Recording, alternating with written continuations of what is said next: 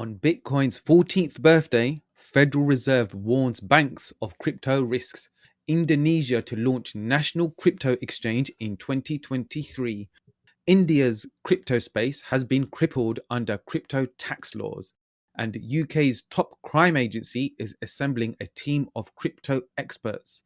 We discuss which altcoin will ride or die, and NFT research tool NFT Inspect is shutting down. Hello, everybody, and welcome to the Assets of Value podcast. Today, on the 4th of January, and every day, we connect to share our insights and perspectives on crypto, Web3, and NFT topics. We are the founders of Assets of Value, a Web3 research organization. Our podcast is not to be taken as legal or financial advice.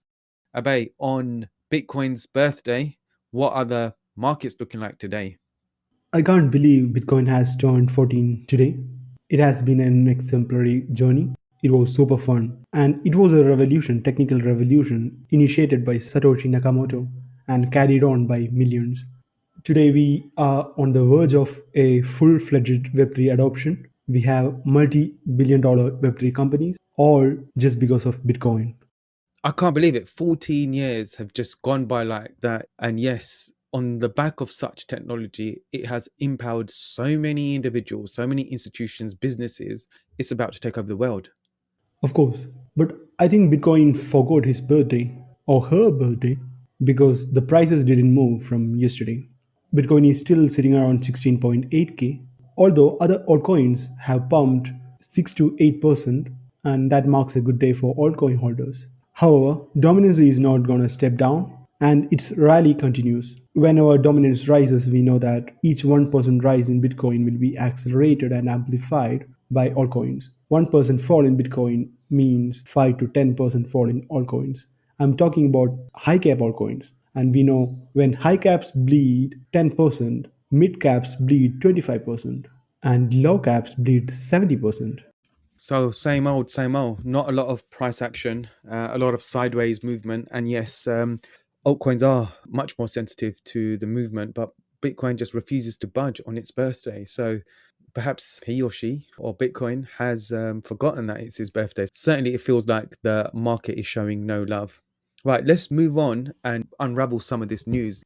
We'll begin with the Federal Reserve warning banks of the crypto risks. Now, I don't see this as anything new, but it just leaves me with a sentiment that putting out these stories where you've got publications of the Fed in this case saying that one of the major risks in terms of handling cryptocurrency is fraud and scams. And they go on to say, with the sector still largely unregulated, it can be difficult for individuals to protect themselves. I mean, this is the Fed, and it's part of their job as they belong to the government to provide that regulatory framework.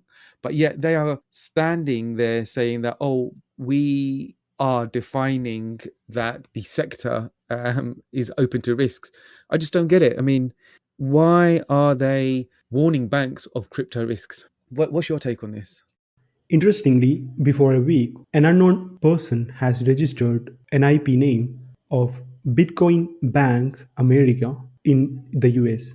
And when you couple that story with Fed being impatient and overly conscious about the existence of cryptocurrencies, maybe cryptos are doing something good. Why banks care about crypto, I still don't understand because crypto is just a $700 billion industry. It's not even in the top 10 of technical industries. When you compare the global trade status, it's nowhere in the top 5%. Still, these people, Feds, are conscious about the existence of cryptocurrencies. That means they're afraid that they'll lose the control and the world will adopt a new financial order.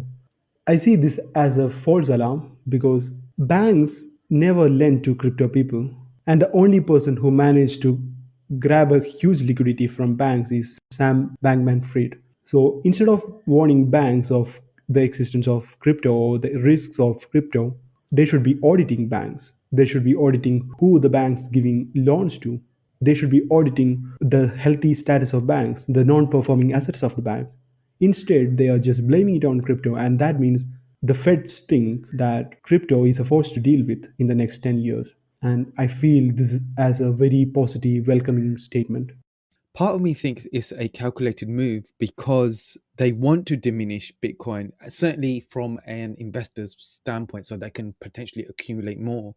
The loss of power is interesting because it's the power and control of the fiat currency, and because the stablecoin technology and the infrastructure is not there yet, they could potentially be delaying such an adoption. We do know that that's coming, it's in the pipeline, potentially taking a little bit longer than they had anticipated, and in the meantime putting out these FUD stories, fear, uncertainty and doubt. But regulation and maturity of Bitcoin on its 14th birthday is everywhere today. Indonesia is to launch a national crypto exchange in 2023. So, as part of its reform of crypto regulation, Indonesia will create a crypto exchange in 2023, and the platform is planned to be launched prior to a shift of regulatory power from commodities to securities authority. So, that's interesting. The fact that Indonesia is jumping on this, being forward thinking, and launching a government backed almost a national crypto exchange in 2020 in this year. So it does show a shift of a stance and a classification and maturity. What's your thoughts on this? I mean, is this potentially a precedent? We do know that the Indonesian population is quite big. I don't know the exact number, but in terms of enabling and empowering citizens and the transfer of cryptocurrency, it's a real good testbed. China is building its own NFT platform and NFT marketplace. So it's not a surprise that Indonesia is trying to do something along the lines of China. And if you pay attention to the geography of the crypto market, most crypto users are in India. And then Singapore, America, and all of these countries, including Indonesia, come to the picture.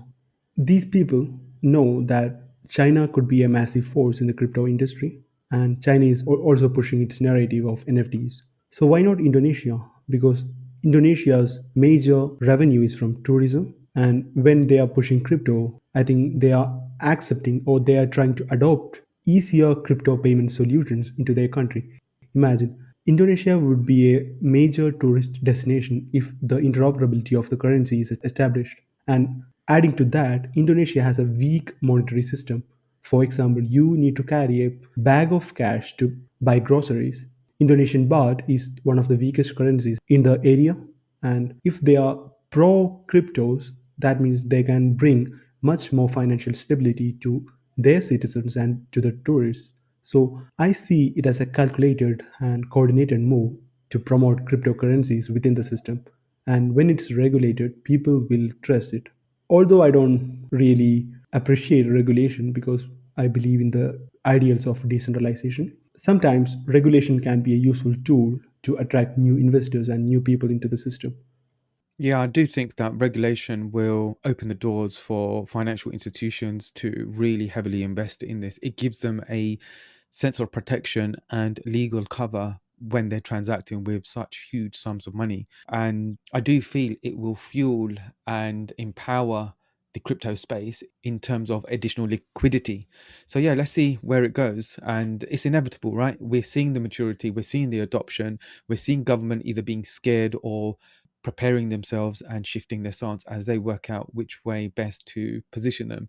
You mentioned India in such a timely fashion as well, because the crypto space there has literally been crippled under the crypto tax laws. What's your opinion on that? What's actually going on the ground there? India is subjecting its citizens of a major tax on digital assets. It can vary from 5% to 20% to 25% according to the amount of investments and the amount of profit you generate. And in some cases, if you add all the taxes, it can lead up to 28 to 30%. This seems a massive figure, and India is not trying to ban cryptocurrencies. It's shadow banning cryptos because now people are really afraid. Because 30% tax when they are withdrawing their money means one third of their money is gone the moment they decide to convert it into the currency. So what they'll think is that this is not worth the risk because even if crypto pumps to X, even if crypto doubles my portfolio, I won't be getting the full benefit or the full effect of the ROI. Eventually, people consider other investment opportunities, for example, stock market or mutual fund market, and the government is trying to fizzle out potential crypto investors. I see this as a way forward to either stun the growth or capitalize on the growth. Either way, it's another action and proof where government is trying to take control while this industry is still in its infancy. I'm just wondering what other governments looking in are learning from this as well. Because the space is so small and so new, there's experiments running across the globe. So it's interesting to see what's going on with India in that space. But the theme of maturity continues because in the UK, the top crime agency is assembling a team of crypto experts. They know that the UK authorities know that they need to upskill and provide additional resources to cater for this growing industry. And further afield, Israeli security regulator moves to establish a crypto legal framework. So we're seeing governments move into this space where 2023 could be maturing of Bitcoin and the establishment of frameworks, be it legal, tax, or broadly government frameworks, to enable the adoption and welcome the bigger institutions into this industry. So it's something that we must be tracking. We know that the halving event is coming up on the 23rd of June in 2024, and there's an anticipated bull run expected, as history always proves itself. And it could be by then that all of the framework and the infrastructure is in place, not only capture and onboard the users, but from a government's perspective, they will know how to handle these cases as well. So interesting to see where Bitcoin is proving itself from a maturity perspective. Moving on, let's talk about altcoins. I mean, much of the show has been dominated with Bitcoin, but which altcoins will ride or die? I mean, what does it take for an altcoin to survive? And history does tell us that many altcoins do diminish during crypto winters. So, which ones do you think will be here for the longer run? Instead of me telling which will survive and which will not, let's take a look at the market. Look, you can go to coingecko.com and observe the 7-day moving or 7-day volatility of coins. For example, Bitcoin is up 0.8% in a week, and an altcoin should move at least 2% in a week, and that sets the standards, right? Considerably, Ethereum has moved almost 3.4%, and that ensures that whenever Bitcoin moves, this altcoin will move along with it and give much better returns. But when you see XRP, it's down 5% because we saw a massive 1 billion XRP token transaction between Ripple wallets. Dogecoin is down minus 1.8%. You know that Elon's effect is fading on Dogecoin and crypto communities. So that's a side to look after. And tokens like Chainlink is down almost 1.8%, and so and so. The idea, general idea is that treat your altcoins as investments. Do not fall in love with the project. Do not adore the project. Just consider or treat the projects as startups, early stage startups, and cash out when it's necessary. Sound advice as always. I'm just looking at CoinGecko, seeing that you draw my attention there. Litecoin, just as we were discussing yesterday, has pumped 10% within this 7-day time period, and we are expecting that to continue rising due to the halving event for anyone that missed the podcast yesterday. Huge applause to everyone who listened to the broadcast and took that action, the right action, because we mentioned that Litecoin could pump in the following days, and 10% gain is amazing, especially in this winter. Right. So the takeaway there is that Bitcoin will move, altcoin should be moving positively in line with Bitcoin, and anything that's potentially moving negatively could struggle, and always treat it as a startup company, because behind the token is just a team who is experimenting or in a startup phase, offering their product, service, technology, and infrastructure. Fantastic. Okay, let's wrap that one there. Talking of project teams and infrastructure, a bit of sad news out of the NFT space. It's certainly a tool that I was quite fond of. The research tool NFT Inspect is actually shutting down. So the decision to shut down the service comes as the NFT market faces intense headwinds, with sales volumes dropping by double digits quarter over quarter. We have seen a pump in the last few days, or the couple of days to the start of this new year, but generally since the beginning of 2022, the wind has been knocked out the sales from NFT and NFT volume sales and the NFT market. Yes, we've had spikes. Yes, we've had certain collections, but from a market and ecosystems perspective, the general trend has been down, and that's kind of backed up with NFT Inspect really folding and closing in their research. What do you think of this? Is this a trend that will continue throughout 2023? I mean, NFT Inspect was a popular research tool to measure the value of an NFT and the strength of its community, and it's turning off its lights on January the 17th. It's quite unfortunate to see a useful product going down. But this is the harsh truth about bear markets. When a startup isn't generating profit, it becomes unsustainable.